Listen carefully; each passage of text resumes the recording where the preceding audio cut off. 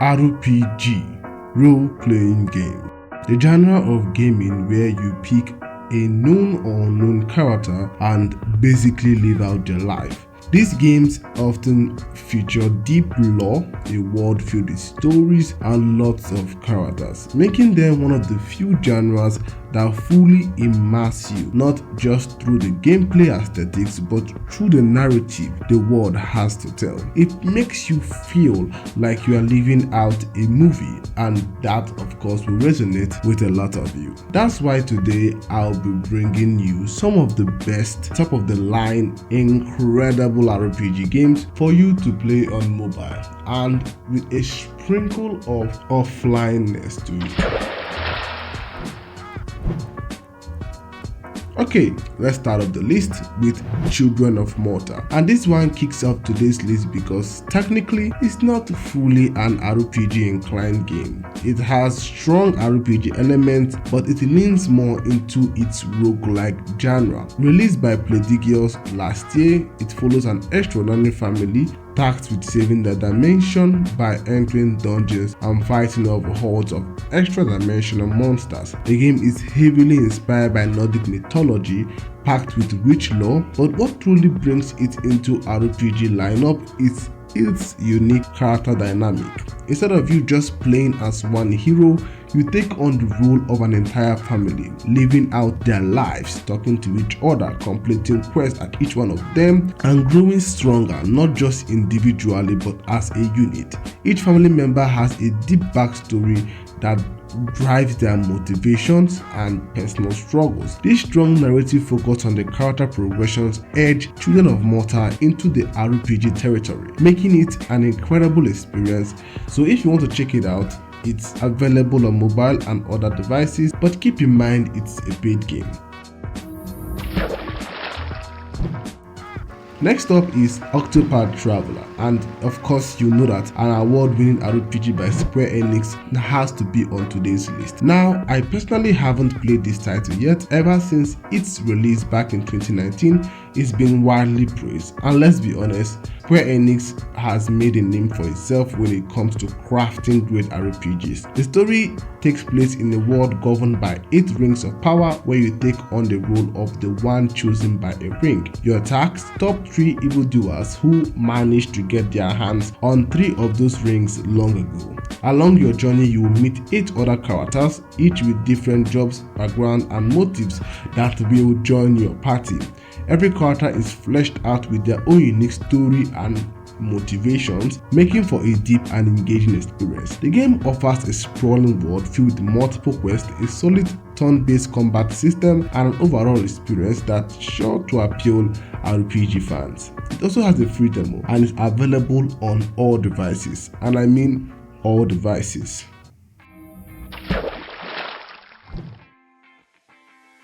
Next up is an old favorite of mine, Cat Quest, a cute open world adventure RPG where you play as a night cat.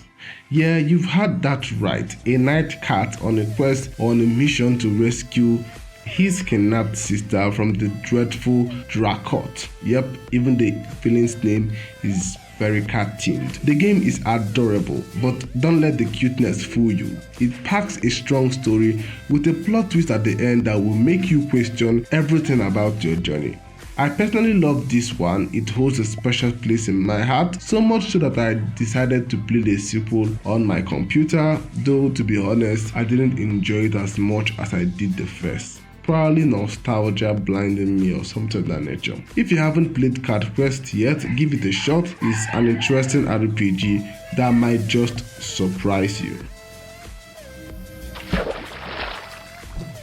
While we're still on Square Enix, because let's be honest, they are the kings of RPG, let's talk about Trials of Mana.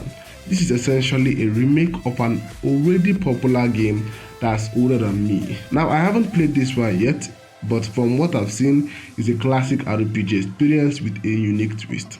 You play as 3 out of 6 playable characters, each with their own objective and backstories, which give the game a high replayability factor, but at the end of the day, all paths lead to the same goal, defeating the final boss and saving the mana tree. It's an old school RPG setting, the kind that defined the genre to be honest, and And honestly, if it built the foundation of RPGs, it definitely cannot be bad. So if you're into turn-based RPGs and love the classic style, check it out. It's available on multiple devices and there's a free demo to try it before committing. So that's that.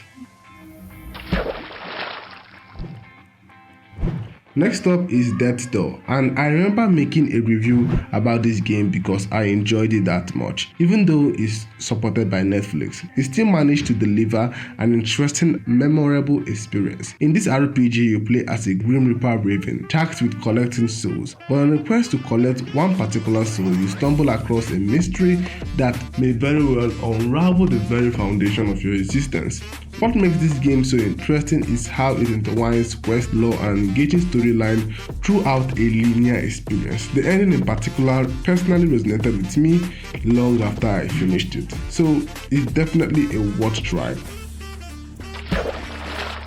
Let's continue with Ash of God Redemption, a hardcore story-driven RPG with a Nordic vibe that truly stands out.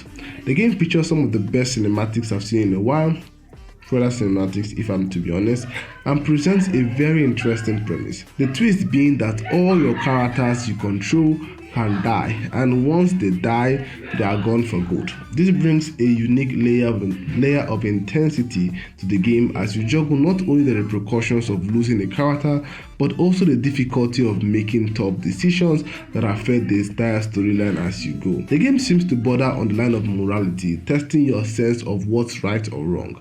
It punishes you for making illogical decisions and also for making too many logical ones. It's a game that really plays seesaw with your emotion, keeping you on the very edge. So if you're into intense story-driven games much like Mass Effect or Borderlands, this might hit the right note with you. Ash of God Redemption is available on all mobile devices. It's a paid game, but if you want to dip your toes in before fully committing, you can check out the free demo called Ash of God The Way. Next up is White Flame The Hunter, which made its way onto today's list because it's my pick for the best mobile indie game of 2024.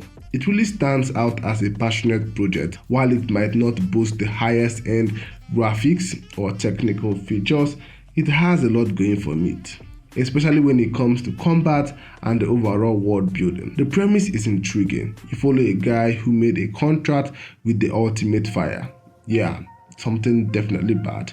And now he's on a quest to figure out how to get rid of this contract while helping the world around him.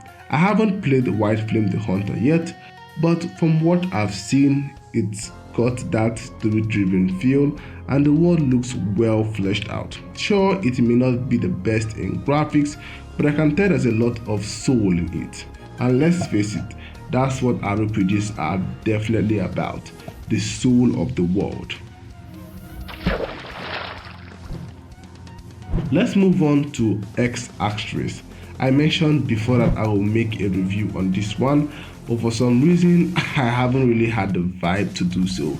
That being said, it's still a highly fleshed out RPG and I've played it personally, so I can definitely tell you that. In Astris, you play as a group of explorers from Earth traveling to a distant planet many years after the initial contact sparked a diplomatic conundrum. Your mission is to uncover the secrets of a special ceremony. As you explore the planet, you meet many characters, each with their own stories and problems, making the world feel alive. The characters are well fleshed out, the story is absolutely immaculate, the graphics are another big selling point, drawing you into a very beautifully rendered yet troubled world. If you love turn-based RPGs, you really get lost in this one. For me, however, I'm not the biggest fan of turn-based combat, so I didn't quite vibe with the gameplay. But if you're into that, Astris is available on all devices and it's a paid game. Worth checking out. Next up is Wytchwood, a charming adventure RPG where you play as a witch who is woken from a long slumber by a talking goat. Yes, you heard that right. Upon waking up, she discovers that she has amnesia and has no idea who she is or why a girl is in her basement. The witch's quest is then to reclaim her memories while figuring out the mystery of the girl and why she is here. By brewing potions, she continues the journey into her main world, where she gets involved in many quests, and only her hexes and curses as well as her potions can help solve them. The game offers a lot of unique elements. I spent a lot of time with it and really enjoyed it. Each storyline is unique, having their own fleshed out stories. The crafting mechanics are one of the highlights. It's complex but well thought out, making you feel like a true witch as you gather ingredients and brew potions for every little thing.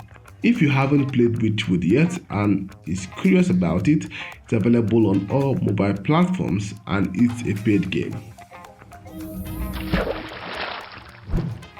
And last but certainly not least is AiroHeart. I saved this one for the end because it reminds me of old school RPGs, specifically those of the Zelda type, and it's clear that it draws inspiration from a lot of those classic games. In AiroHeart, you play as a young lad on a quest to stop his brother from destroying the world. To do so, you have to level up, enter dungeons, conquer monsters, defeat bosses, and complete various quests. It's very old school like, with pixel graphics and a top-down isometric view, giving you that 3DS retro appeal, but in a more revamped, colorful format. I haven't played this one yet, but it definitely caught my attention and I'm curious to see how well it delivers. I might even make a video on it later if I feel like it, but from what I've seen, it's a great looking RPG. And with that, we are done with today's video. What RPG game are you going to play next? I'm a bit sorry I haven't been able to make a video recently. I had my exams coming up, so while I'm back now, let me know everything you want me to do in the comment section, and I see you in the next one. It's your host Bidok, and I'm out.